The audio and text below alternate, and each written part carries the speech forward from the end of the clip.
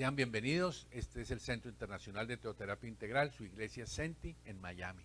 A todos ustedes los que nos acompañan por internet y a los que han venido aquí presencialmente, les damos una cordial bienvenida. Gracias por estar en esta oportunidad nuevamente juntos para buscar el corazón del Señor, para meternos en su palabra y dejar que el Señor siga impresionando nuestra vida espiritual, de tal manera que podamos seguir caminando, que podamos comprender cada día más lo que pasó en la cruz del Calvario, esa obra preciosa de Jesús en el Calvario, que fue realizada a favor suyo y a favor mío, y que por su amor y su gracia y su misericordia, usted y yo hemos sido lavados por esa sangre de Jesús, y que esto nos permita despertar a lo que necesitamos despertar. El Espíritu Santo nos está invitando a que maduremos, a que dejemos el sueño, a que dejemos la necedad en nuestro corazón y despertemos para que podamos crecer hasta la estatura de la plenitud de Cristo. Y esa es la invitación que el Espíritu Santo nos está haciendo. Y por eso hemos venido hablando todo este tiempo lo que el Espíritu de Dios nos ha venido hablando.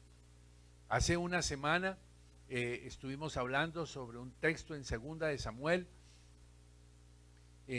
capítulo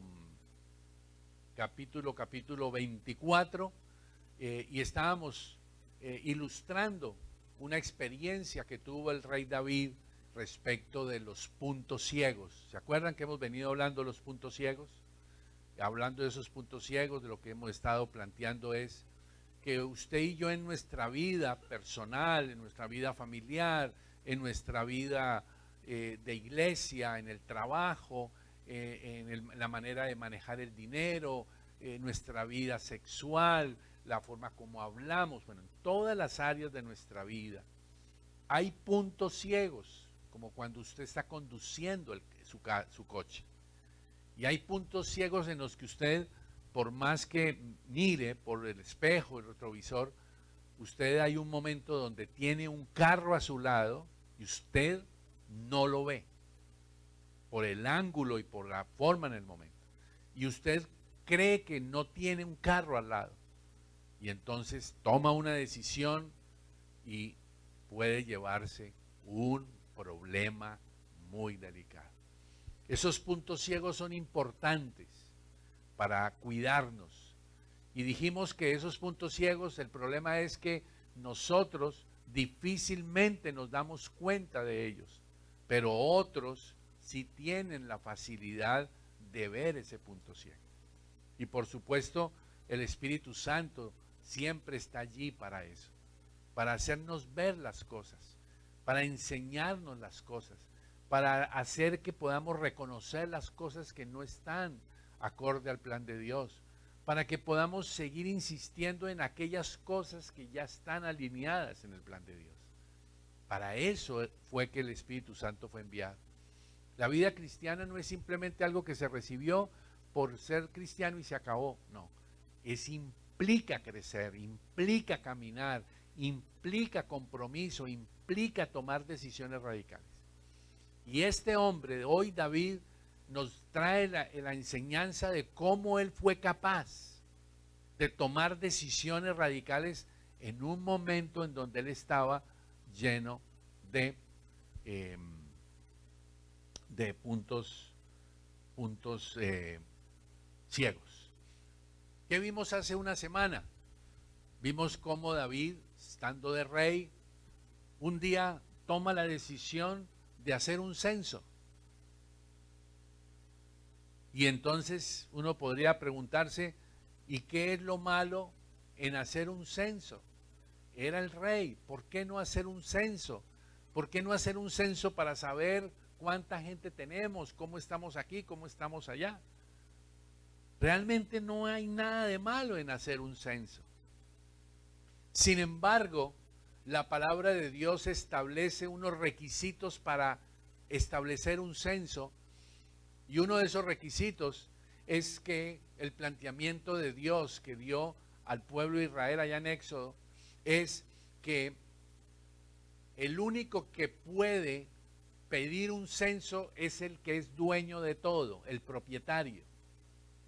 O sea, quien es propietario de cosas es el único que puede y tiene autoridad para decidir si se hace o no se hace un inventario. Y David tomó la decisión de hacer un censo de Israel sobre la base de que el propietario de Israel, ¿quién es? Se supone que según Dios, ¿quién es el dueño de Israel? Dios. Luego, David no podía pedir un censo. El que tenía que pedir el censo era el Señor. ¿Y cuál fue la razón por la cual David pidió el censo? Porque el censo que implicaba era ver cuánta fuerza tenemos, cuántos soldados tenemos, cuánto ejército tenemos. Poder declarar y saber tenemos esto para poner nuestra seguridad en esas cosas, para vanagloriarnos de eso. Y ese era el problema en el corazón de David. Ustedes se acuerdan que hace una semana comenzamos el tema en 2 de Samuel, en el versículo 15. Vamos al versículo 15, estoy repasando, haciendo una pequeña introducción para los que no vinieron hace una semana o para estar recordando. En el versículo 15 de 2 de Samuel, capítulo 24, ya tienen abierta ahí la palabra de Dios, aparecen las dos consecuencias, versículo 15 y versículo 16, de esa decisión que David tomó. ¿Cuál fue la primera consecuencia? ¿Cuántos muertos hubo? 70,000 personas murieron. 2 de Samuel, capítulo 24. Murieron 70,000 personas porque David tomó la decisión de hacer un censo. Y claro, uno puede decir, es exagerado Dios. ¿Cuál fue la segunda consecuencia de esa decisión? Versículo 16. Dios le está dando la orden a un ángel que haga ¿qué? Que destruya a Jerusalén. Y la consecuencia de eso, la causa de esas dos cosas fue la decisión que David tomó. Y usted y yo tenemos que ser convencidos por el Espíritu Santo de lo delicado que es mantenernos en los puntos ciegos, insistir en cosas que a veces de buena fe consideramos que no es pecado, consideramos que no es problema y sin embargo vivimos y practicamos esas realidades. Vimos que cuando él llamó a su general del ejército, a Joab, y le dijo, vamos a hacer un censo, ¿qué le dijo el general? El general le dijo, no lo haga, no está bien que lo haga. ¿Se dan cuenta cómo el punto ciego otros lo ven fácil, pero uno mismo no lo ve? Y dice la Biblia allí, creo que en el versículo 4, dice que prevaleció. Prevaleció la necedad de ¿quién? Prevaleció la necedad de David. Y David insistió, David siguió adelante y él no le puso atención a su ministro de defensa, digámoslo así. Y así somos nosotros. No le ponemos atención a lo que nos dicen, no le ponemos atención al Espíritu Santo, no le ponemos atención a la palabra de Dios, nos justificamos, damos explicaciones, siempre metemos el pero. Sabemos los principios de la vida cristiana, pero siempre sacamos el pero. Sí, la Biblia dice tal cosa, pero a mí eso no me parece, no me ha sido revelado. Ese es uno de los grandes engaños. Es uno de los grandes engaños en los que ustedes y yo hemos caído cuando decimos frente a un principio que no obedecemos, salimos con la hipocresía delante de Dios. Señor, es que tú no me has revelado esto. Y aún oramos por personas diciendo, Señor, aquellos que no se les ha sido revelado tal cosa, por favor, perdónalos. La palabra de Dios ha sido ya revelada. Jesucristo fue dado en la cruz del Calvario. No se necesita más revelación. Cuando la Biblia dice que hay que honrar a un padre, es honrar a un padre. Punto. Sin peros. No es que, que tengo que esperar a que Dios me revele que tengo que honrar a mi papá. No es así, familia. Tenemos que ir al Evangelio y reaccionar al Evangelio con obediencia radical. No es así. Es que todavía no me ha sido revelado el que yo tenga que cantar y adorar a Dios y levantar las manos. No me ha sido revelado que yo ore de rodillas. Eso del diezmo no me ha sido revelado. Eso de ayunar no me ha sido revelado. No, hijitos, ya fue revelado. Usted y yo tenemos que ser sinceros y decir, es que no quiero diezmar, es que no quiero ayunar, no quiero perdonar, no quiero bendecir al enemigo. Eso es otra historia. Y en ese punto tengo que ser sincero con Dios a decir, aquí estoy en un problema, Dios. Cuando a usted y a mí nos paran la policía y nos preguntan el límite de velocidad, normalmente los policías le dicen a uno, ¿usted sí sabe a qué velocidad iba? ¿Cuál es nuestra tendencia normal? Dígame. ¿Cuál es nuestra tendencia natural?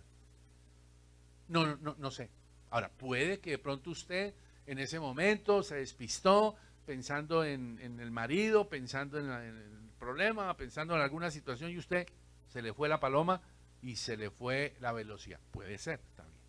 Pero normalmente usted y yo somos conscientes que vamos por encima de la velocidad.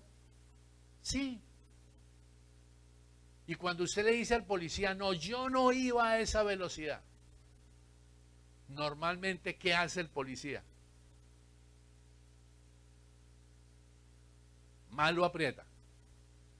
Que quizás si usted es honesto y le dice, uy, sí, perdón, sí, yo me excedí, estaba volado. De pronto hay la posibilidad que el policía le diga a uno, te lo perdono. Pero aquí el punto no es tanto que, a ver si me lo perdona, no. Es que yo debo entender la responsabilidad de no violentar la velocidad, punto. Es una responsabilidad, es algo que no es negociable. Y yo dejo claro, mañana, ahorita saliendo de la reunión, me puede parar un policía por violentar el límite de velocidad. No estoy exento, usted y yo no estamos exentos, pero sí somos responsables de conducir como tiene que ser. Y la vida cristiana es lo mismo. La vida cristiana no es para tener un ticket y un nombrecito, soy cristiano y se acabó, sino que la vida cristiana la tenemos que vivir. Bueno, entonces David está en un problema el tenaz. ¿Cuál es el problema que tiene David?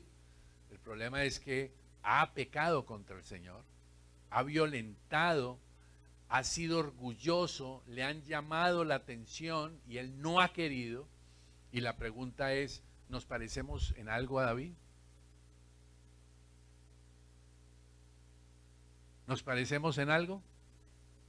Entonces, seguro que sí, y no solo en algo, sino seguramente en mucho y seguramente en todo. Ok, pero ¿qué hizo David?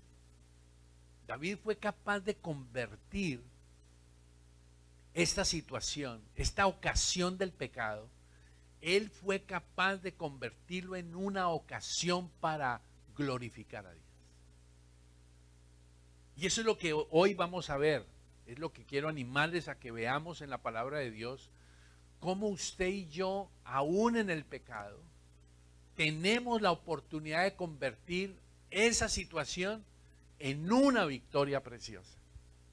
Porque para eso Jesucristo murió en la cruz del Calvario. Para eso Jesús dio su vida en la cruz por usted y por mí. Para que usted y yo podamos revertir la situación. ¿Estamos? Podamos revertir como nos pasó en la última fecha de la eliminatoria del fútbol, lo de Colombia con Argentina. En los primeros 8 minutos ya nos han metido 2 goles. Y estábamos jugando ¿en dónde? Allá en Colombia.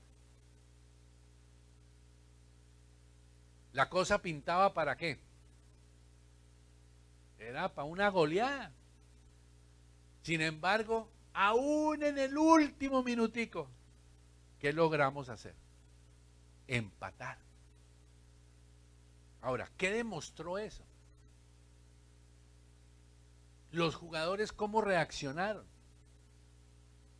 No se rindieron, la lucharon, la pelearon. Eran conscientes de sus errores, les metieron 2 goles por sus errores, lo que sea, no se desanimaron, pero asumieron una responsabilidad y tomaron una decisión radical. ¿Cuál fue la decisión radical? Vamos a dar la pelea, vamos a revertir esto. Y lograron un empate. Y claro, para nosotros los colombianos, pues un empate contra Argentina y perdiendo 2-0 a los 8 minutos, eso suena como a victoria. Pues claro que sí. ¿Ok? Entonces, David está ahorita metido en un problema tenaz. ¿Estamos ubicados? Entonces vamos a ver las 4 decisiones valientes que toma David. Y quiero invitarles a que usted y yo hagamos lo mismo. Ya saben, les estoy invitando desde hace unas semanas a que abramos la Biblia, tomemos nota y veamos. Vamos a ver entonces la oferta del Señor. ¿Ok? Si me siguen, 2 de Samuel, capítulo 24. Vamos al versículo 14. En el versículo 14 dice: entonces David dijo a Gad, Gad era el líder, el profeta en ese momento, le dijo: en grande angustia estoy. O sea, ¿qué está reconociendo David? No miren todavía lo que el flaco puso ahí ahorita, no sé, tranquilos. Déjalo ahí, tranquilo. Bueno, ok. Pero piensen en eso. ¿Cuál es la reacción de David frente al problema de su pecado? Que él entra en angustia. Yo le pregunto, ¿cuántos de nosotros entramos en angustia cuando pecamos? Porque una cosa es la angustia por haber pecado y otra cosa es la angustia por las consecuencias. No siempre es lo mismo. ¿Estamos? Pero yo me puedo angustiar por las consecuencias. Sí, claro que sí. Y es bueno que se angustie por las consecuencias. Pero es más importante antes angustiarnos por no agradar a Dios. Angustiarnos por practicar el pecado. Porque un cristiano que peca y empata, peca y empata, ¿qué angustia tiene? ¿Estamos de acuerdo? No hay ninguna angustia. ¿Cuál es el problema? En la semana peco, el domingo voy al Centi y empato. ¿Sí me entienden? En cualquier momento le digo al Señor: sí, perdón, pequé, ya está, ¿qué hacemos?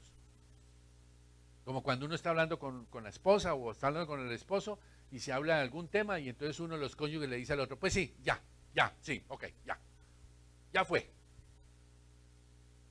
Ya, me endeudé en $50,000. ¿Qué? Ya. ¿Cuál es el problema? ¿Cuál es el problema? ¿Se entiende? Hay un problema. Y mi actitud no puede ser: bueno, ya fue, ¿no? Y aquí es la actitud de David.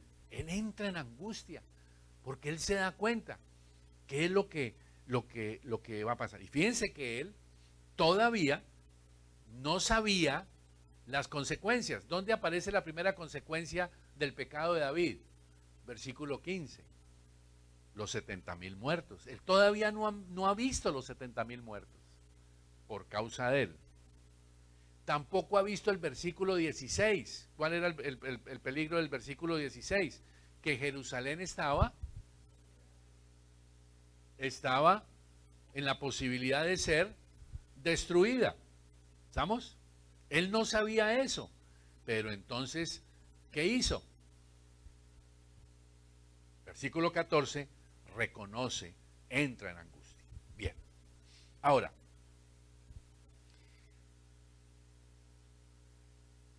versículo 17 dice, David dijo a Jehová, cuando vio al ángel para destruir al pueblo, dijo, yo pequé, yo hice la maldad.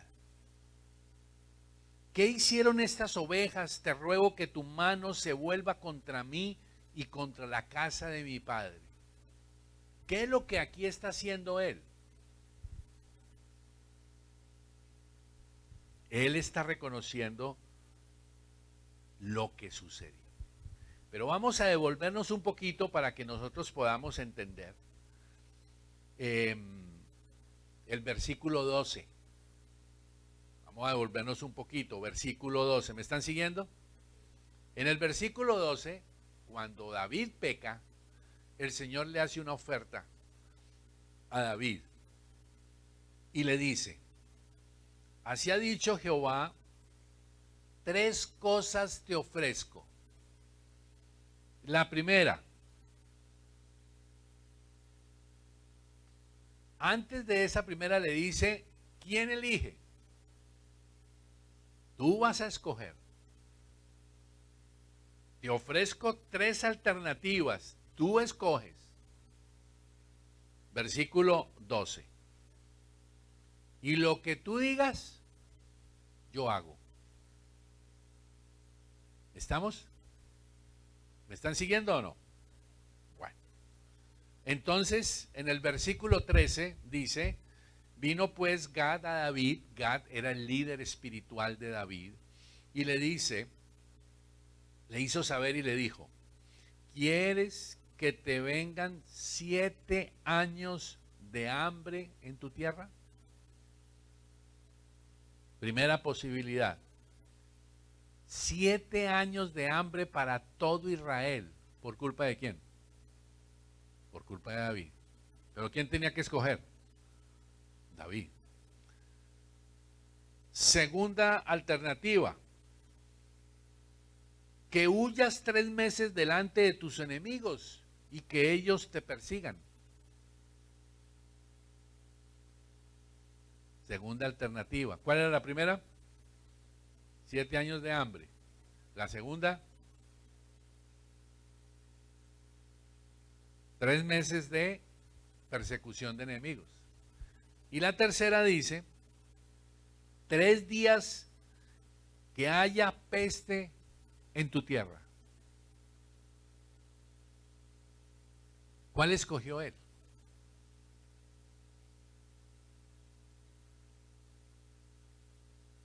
¿Cuál escogería usted? ¿Cuál fue el criterio para escoger? Y aquí se ve una actitud preciosa de David. Por ejemplo, ¿a él le convenían los 7 años de hambre?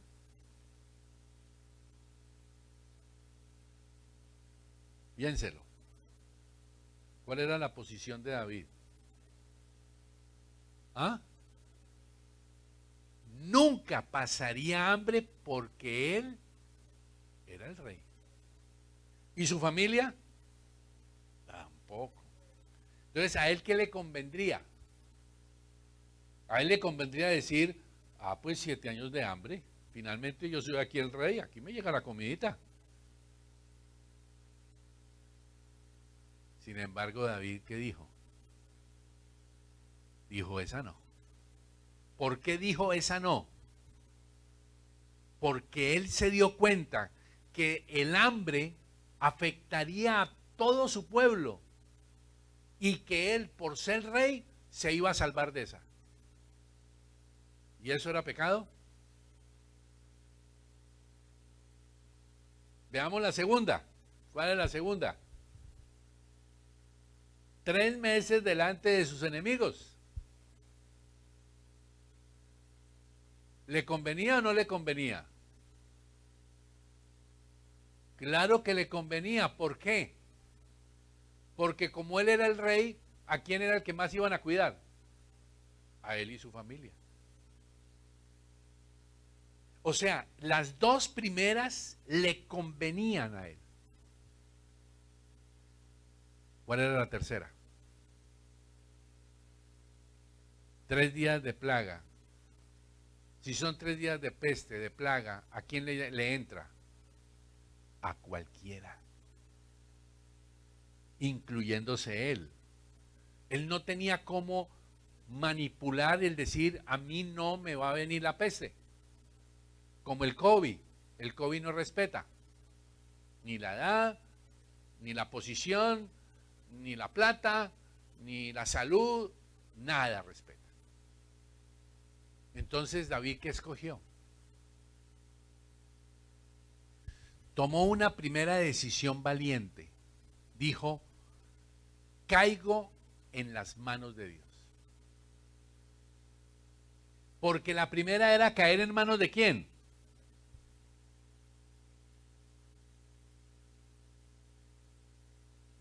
¿En manos de quién iba a caer si había hambre?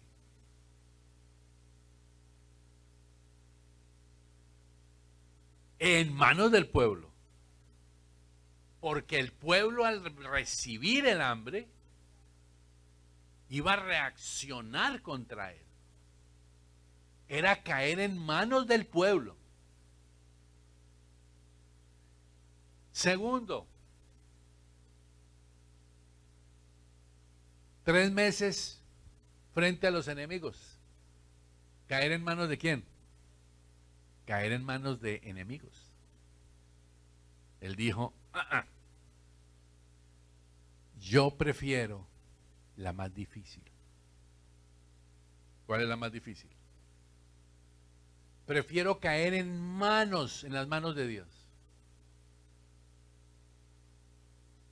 Prefiero no seguir aumentando mi pecado y no me voy a proteger buscando lo que me conviene o lo que más me gusta.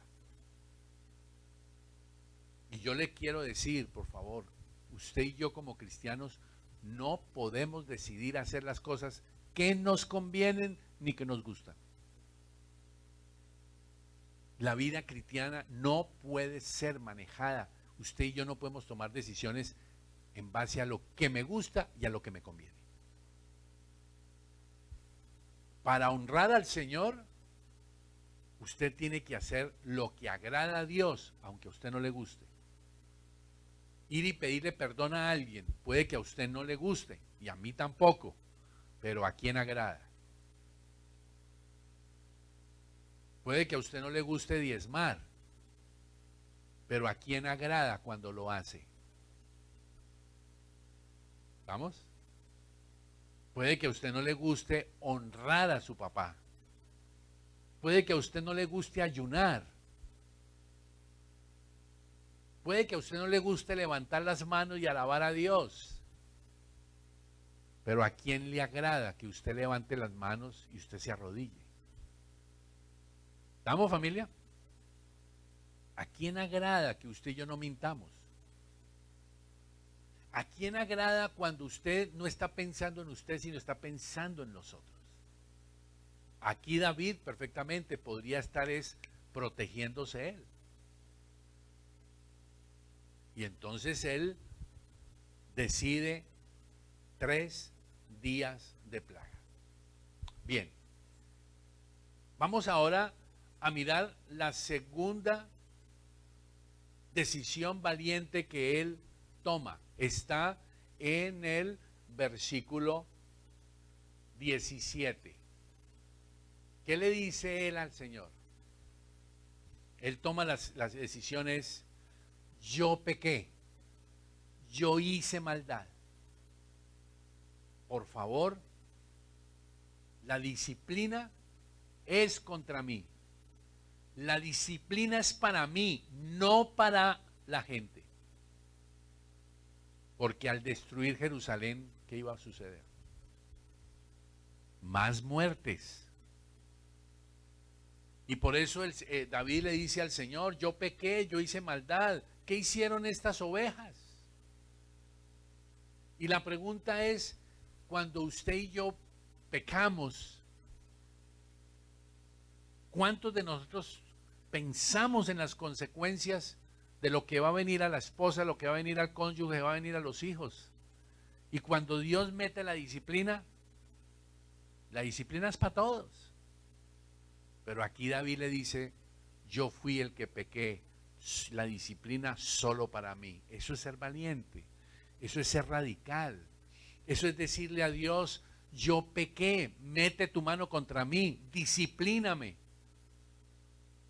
Yo pregunto, ¿cuántos de ustedes, cuántos de nosotros somos capaces de decirle a Dios así? Disciplíname, mete tu mano sobre mi vida, corrígeme. Para eso se requiere ¿qué? Valentía. Para eso se requiere ser radical y decir, wow, Señor.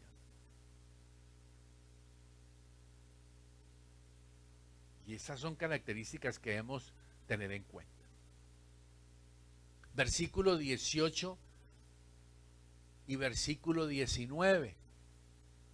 Viene el profeta y le dice a David,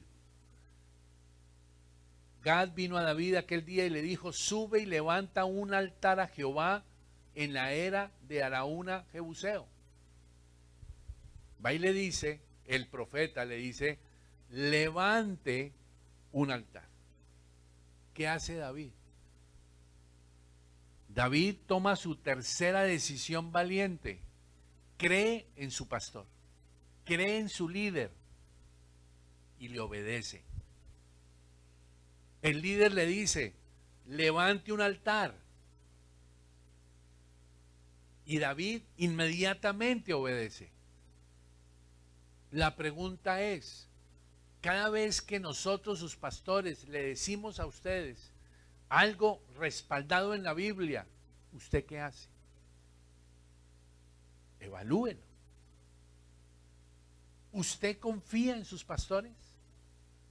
¿Confía que lo que sus pastores les decimos a ustedes en una predicación o en una pastoral, ustedes creen que es de Dios? Porque él podría haber dicho, ¿y por qué un altar? Y a usted, profeta, ¿quién le dijo que yo tengo que hacer un altar? ¿Cómo consideramos lo que nuestro líder nos dice, nuestro pastor nos dice? Y sobre todo, ¿cómo consideramos aquellas cosas que nuestro pastor nos dice que nos duelen, que no nos gustan? ¿Cómo usted y yo nos sentíamos cuando nuestro papá o nuestra mamá nos decían las cosas? ¿Se acuerda o no se acuerda? ¿Se acuerda cuando usted y yo teníamos 17 años y nuestro papá y nuestra mamá, qué pasaba?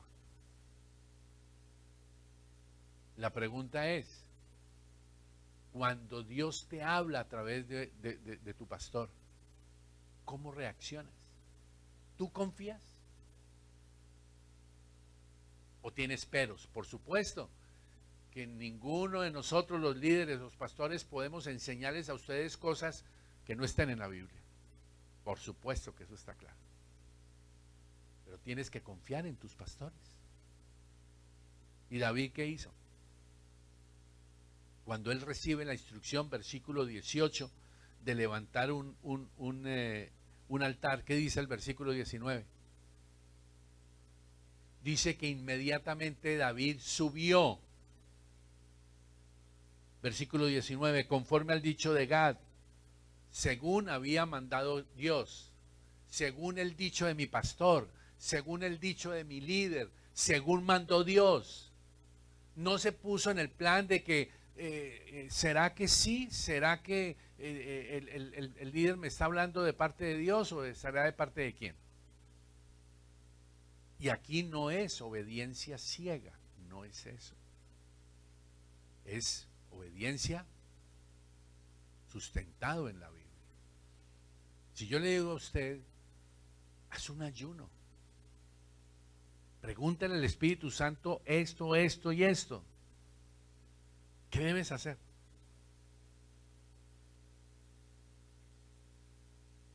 Dígame. Si usted va donde el médico y el médico le dice haga esto, haga esto, haga esto, ¿usted qué hace?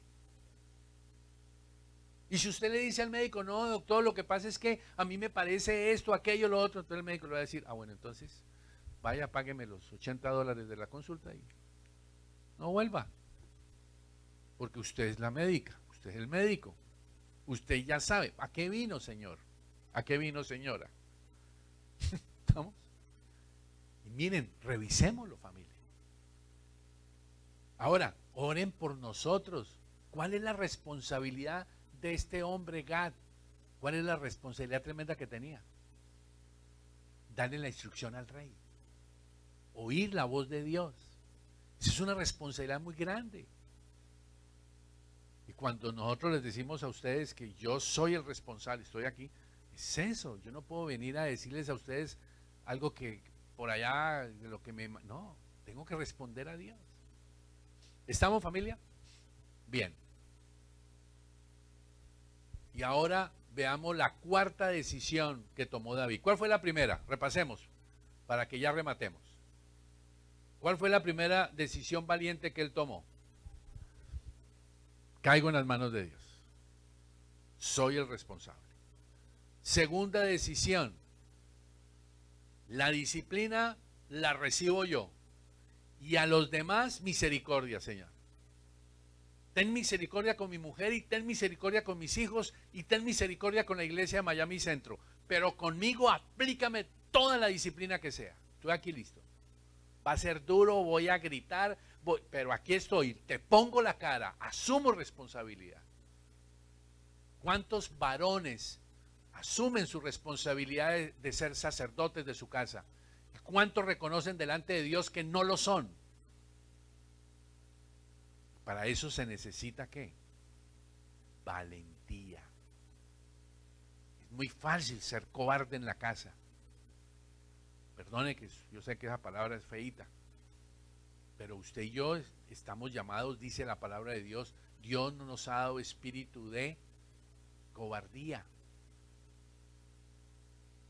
Luego usted y yo no tenemos por qué ser cobardes. Tenemos que aprender a decirnos la verdad y enfrentar y poner la cara. Eso hizo David. Señor, aquí estoy. Mete la mano. Tercera decisión valiente.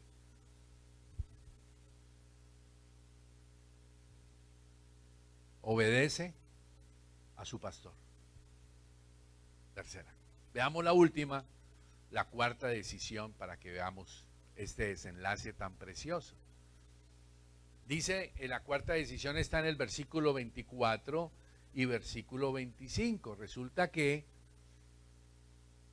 dice la palabra de Dios en los versículos anteriores que el ángel, cuando iba a destruir Jerusalén, estaba en un lugar que de un hombre llamado Araúna. O Araúna. ¿Ok? Y entonces, David ha tomado una decisión, es levantar un altar al Señor. Y entonces, en el versículo 20, Araúna miró y vio al rey y a sus siervos que venían hacia él. Saliendo entonces Araúna, se inclinó delante del rey, rostro en tierra. Y miren el ofrecimiento que le hace. Este hombre le dice al rey David, ¿por qué viene mi señor el rey a tu siervo? Y David respondió, para comprar de ti la era a fin de edificar un altar a Jehová para que cese la mortandad del pueblo. O sea que David viene y le dice al tipo, vengo aquí a comprar este lugar porque aquí voy a hacer un sacrificio a Dios, levantar un altar a Dios para que cese la mortandad. qué le dijo el tipo? El tipo le dijo: tome y ofrezca a mi señor el rey lo que bien le pareciere. Aquí están los bueyes para el holocausto, aquí están los trillos, están los yugos de los bueyes para la leña. Todo esto, rey, Arauna lo da al rey. O sea, ¿qué le está diciendo Arauna? Usted necesita para el sacrificio novillos, yo se los doy. Todo lo que usted necesita para ese altar, yo se lo doy. Usted no necesita comprar el campo. No necesita gastar dinero en el sacrificio. O sea, ¿qué significaba para David hacer ese sacrificio?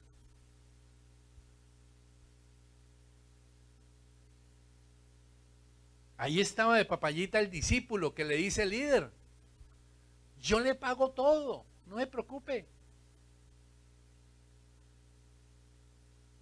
Yo le doy el dinero que necesitamos para el sacrificio, yo le doy el dinero para construir el altar, yo le doy para traer los novillos, yo le doy todo.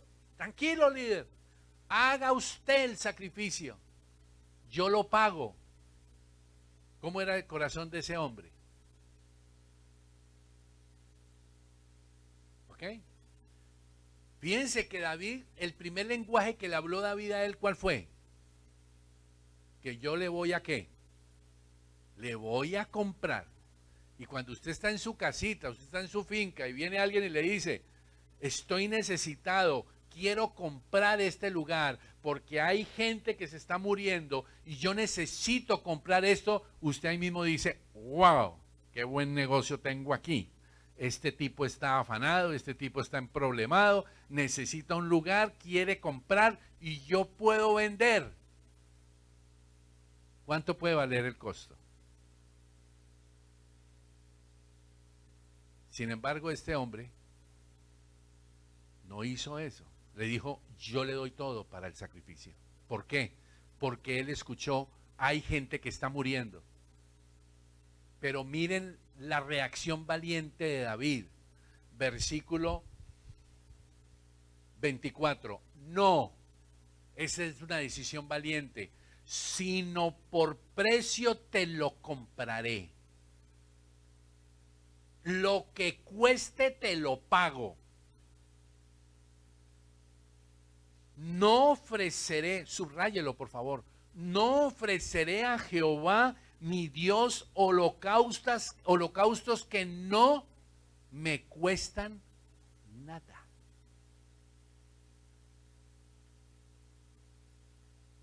Entonces David, ¿qué hizo? Compró la era y los bueyes por ciclos de plata, por 50 ciclos de plata. ¿Y qué hizo David? Edificó allí un altar, sacrificó los holocaustos y las ofrendas. Y fruto de eso, ¿qué hizo Dios? Último versículo, 25. Oyó las súplicas. ¿Las súplicas de quién? De David y todos los que estuvieron allí. Y dice que, ¿qué pasó con la plaga en Israel? Cesó. Ahora, yo le pregunto, él fue valiente para pagar un precio alto cuando tenía la oportunidad de no pagar nada. 1, 2. Pregunto, si a David hubiera aceptado, ¿de quién sería la ofrenda? De Aruana, no de David. O de Araúna. Aruana, eso es el nombre de una niña. Araúna. ¿Estamos? ¿De quién sería el sacrificio? ¿Por qué? Escuche esta frase. El que tiene una religión que no le cuesta nada, tiene un Dios que no vale nada. Apúntelo y reflexionen en eso. Su relación con Dios, su vida cristiana en el Senti, ¿cuánto le cuesta? Usted no le cuesta nada, porque usted no invierte tiempo, No le cuesta nada. El tiempo usted no lo invierte en las cosas de Dios, hacer discípulos, compartir de Cristo. ¿Cuánto cuesta eso? ¿Cuesta o no cuesta? Cuesta, porque implica dejar de estar haciendo cosas, descansando para venir a buscar a Dios, para capacitarse, para ir por los perdidos. Eso cuesta. Dar el diezmo, ¿cuesta o no cuesta? ¿Ese silencio qué significa? Usted de los que no diezma, no le cuesta a usted la religión. Su relación con Dios no le cuesta nada. Pues esa es la clase de Dios que usted tiene, no le vale nada. Y usted no ay, pero Manuel, usted no está diciendo que entonces que se mide por el diezmo que yo pago. No, se mide porque el que realmente ama a Dios tiene que invertir tiempo, dinero y talentos. Le tiene que costar. David dijo, no voy a hacer un sacrificio que no me cueste nada. Una visión preciosísima para que aún usted entienda cuánto le cuesta a usted ser cristiano. ¿Su vida cristiana es cómoda? ¿Facilita? ¿Fácil? Una vida cristiana sin compromiso, ¿cuánto cuesta? No cuesta nada. Luego, ¿cuánto vale eso? No vale nada. Y aquí eso es bien importante. Apunte esta frase, por favor. Nadie valora las ordenanzas de Dios si no les cuesta nada. Las ordenanzas de Dios, familia, no son para ver si las hago o no las hago. Las ordenanzas son ordenanzas, son para hacerlas y punto. Y eso cuesta. Hay que pagar un precio. ¿Qué precio estás pagando? Respóndele al Señor. Y terminemos con esto. Mire la cruz del Calvario. ¿Cuánto le costó a Dios tu salvación? A ver, dígame, ¿cuánto le costó a Dios Padre su salvación? La suya y la mía. Entregó a su Hijo Jesús. ¿Cuánto cuesta eso?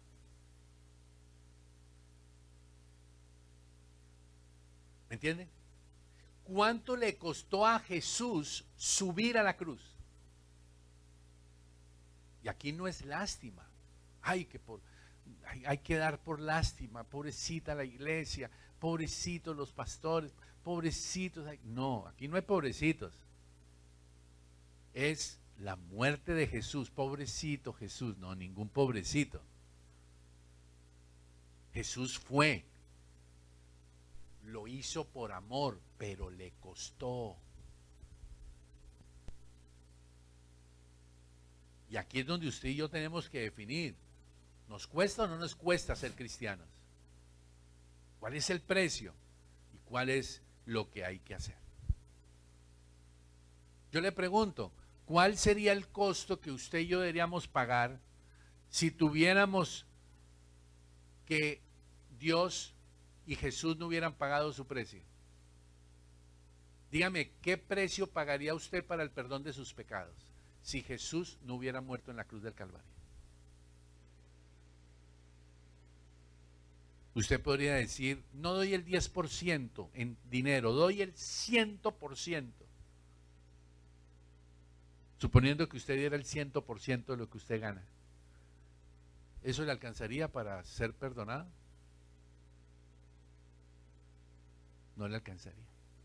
Por eso el Señor lo que dice es, devuélveme el 10. Dame tu tiempo. Déjame usar tu vida. Déjame ser que tu vida sea instrumento. Tus talentos. ¿Cuáles son los talentos que tienes? Para que los pongas, para que ayudemos a gente, ayudemos a personas, para que construyamos la iglesia. ¿Estamos, familia? Y por último, ese lugar que dice allí, donde estaba este hombre Aruana, era la era que compró David el mismo lugar donde Abraham años antes sacrificó a Isaac. Ofreció a Isaac. ¿Cuánto fue el precio que estuvo dispuesto a pagar Abraham por la vida de su hijo? La vida de su hijo. Él estuvo dispuesto a sacrificar a su hijo. ¿Eso es precio alto o no es precio alto? Y ese lugar que compró David fue el mismo en el que Abraham ofreció a Isaac. Y 2, ese mismo terreno, todo ese terreno grande de ese lugar, el mismo donde Jesús hace 2000 años fue crucificado. Luego, en ese lugar, es un lugar donde se levanta un altar. Y ya la pregunta es, ¿cómo debe ser su vida? Su vida y mi vida debe ser un altar de sacrificio a Dios cada día, en donde ¿quién es el que tiene que morir? El muerto debe ser usted. El muerto debo ser yo. Por eso es necesario morir para poder caminar en la vida cristiana. Así de que, familia, vamos a orar. Vamos a pedirle al Espíritu Santo que nos hable en eso tan hermoso que el Espíritu Santo tiene para enseñarnos. ¿Estamos, familia? ¿Están contentos? Tomemos por el Espíritu Santo esto que Dios hoy nos enseña. Cómo David convirtió la ocasión de su pecado, la convirtió en ocasión ¿para qué? Para adorar a Dios. Él se arrepintió. Ahora yo le pregunto, ¿usted cree que después de eso David volvió a hacer un censo a la ligera? Y ahí es donde yo le animo. Vamos a ponernos de pie, por favor, a que si el Señor nos invita a cantar, a adorar, a exaltar su nombre, a levantar las manos, es para Él. David dijo, no haré sacrificio que no me cueste. Y recuerde que no es para darle a la iglesia, no es el tiempo para la iglesia, no es su talento para la iglesia, ni es su dinero para la iglesia, es para el Señor. Bendito sea Dios por estos puntos ciegos que usted y yo tenemos, que no nos han permitido ver la verdad de tantas cosas, Señor. Hoy gracias por la obra preciosa de Jesús. Gracias por este ejemplo de David, Señor, y sus 4 decisiones valientes, radicales.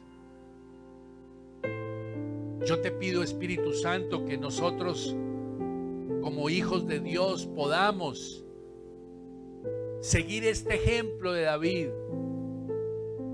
Y gracias, Jesús, porque tú lo hiciste todo en la cruz del Calvario. Y tu Santo Espíritu es el que nos capacita para tomar decisiones así. Yo te pido, Señor, saca de nuestras vidas toda esta mediocridad que no permite honrar tu nombre como debe ser. Perdónanos por nuestro pecado y nuestra necedad que está produciendo muertes, que está poniendo en peligro nuestra familia, como David puso en peligro Jerusalén. Le invito a que levante sus manos. Le invito a